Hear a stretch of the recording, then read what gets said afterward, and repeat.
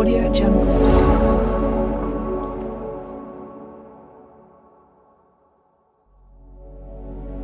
తెలంగాణ గ్రామజ్యోతి పథకం గురించి తెలుసుకుందాం.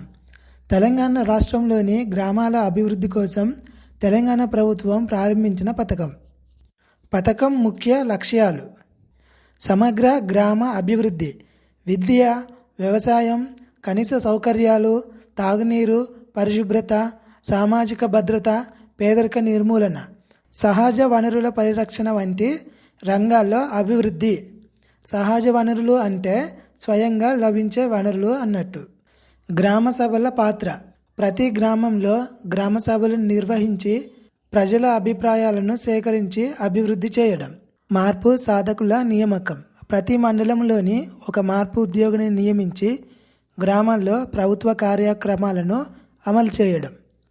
నిధుల కేటాయింపు: ప్రతి గ్రామానికి దాని వెనుకబాటుతనాన్ని బట్టి రూపాయలు 2 కోట్ల నుండి 6 కోట్ల వరకు నిధులు కేటాయించడం.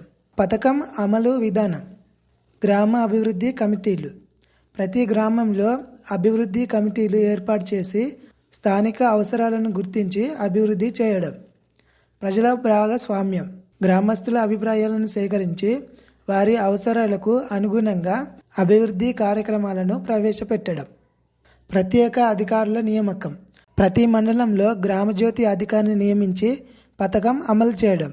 దరఖాస్తు విధానం: గ్రామజ్యోతి పథకానికి దరఖాస్తు చేయాలంటే మీ మండలంలోని గ్రామజ్యోతి అధికారిని సంప్రదించాలి.